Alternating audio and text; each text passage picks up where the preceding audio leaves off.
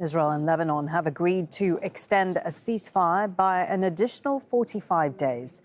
It follows 2 days of talks between Lebanese and Israeli officials in Washington, D.C. The ceasefire was due to come to an end on Sunday. At least 657 people have been killed by Israeli strikes in Lebanon since the ceasefire began on April 16th. Al Jazeera's Manuel Rapallo reports from Washington, D.C., where the talks were held.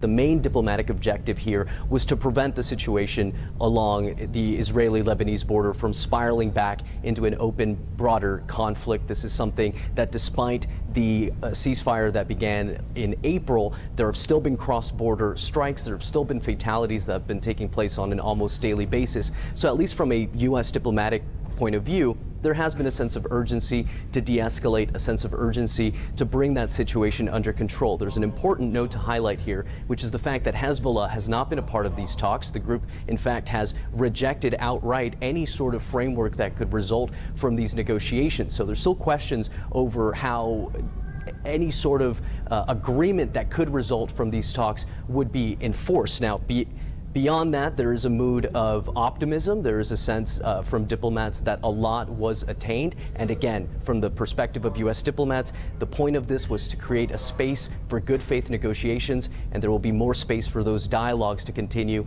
later this month and early in June. Well, despite the ceasefire extension, Israeli forces are continuing strikes and forced evacuation orders. Al Jazeera's Obeida Hito reports from Tyre in southern Lebanon. I think people here are going to receive the news of this extension with a grain of salt.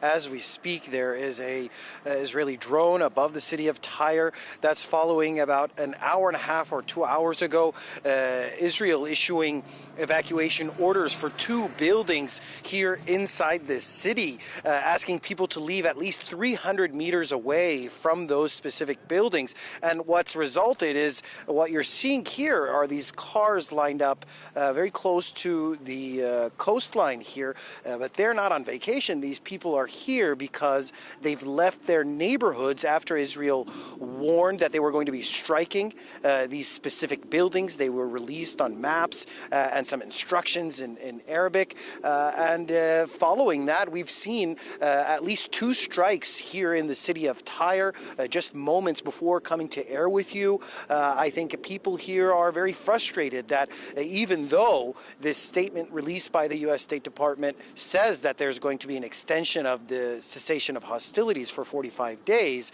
but that doesn't mean that people are going to be safe, that they're going to be able to go back with their daily lives and return to any sense of normalcy. The Israeli army says it's assassinated a senior Hamas official in the Gaza Strip. It says the attack targeted Azzedine Haddad, claiming he was one of the architects of the October 7th attack on Israel. The strikes happened in the Al-Ramal neighborhood west of Gaza City. 7 people were killed in the strike, 50 others were injured. Let's go to Ibrahim Al-Khalili, who joins us from the scene of the attack in Gaza City. So, Ibrahim, what is the latest news that you have on this attack?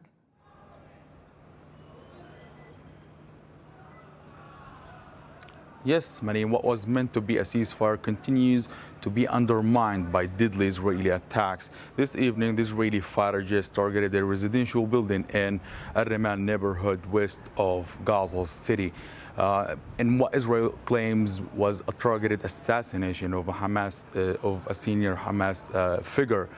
So far, there has been no official confirmation or statement by Hamas regarding Israel's claim or the intended person due to that target. The situation remains dire in the light of the ongoing Israeli attacks. And according to Israeli sources, 3 Israeli Air Force fighter jets took part in that strike that targeted that residential building. And worth mentioning, Malin, that shortly after that attack, a separate attack targeted a vehicle in Al-Wahda Street, also west of Gaza City. The 2 incidents have resulted in killing 7 Palestinians and more than 50 others were wounded, with the majority of the injuries reported in the aftermath of the strike that took place on that residential building. I was at the scene shortly after the attack. Panic broke out among displaced families. And worth mentioning,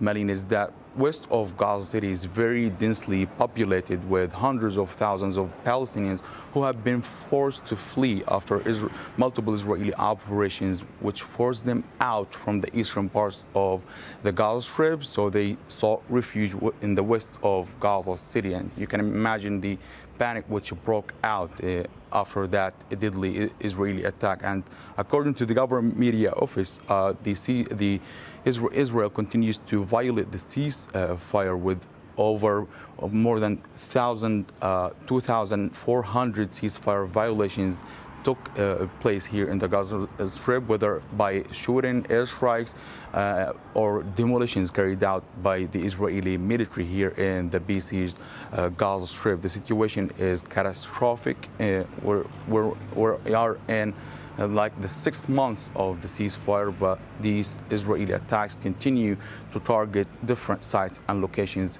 here in the besieged Gaza Strip. OK, Ibrahim, thank you for your reporting. Ibrahim Al-Khalili there with the latest from the scene of attack in Gaza City.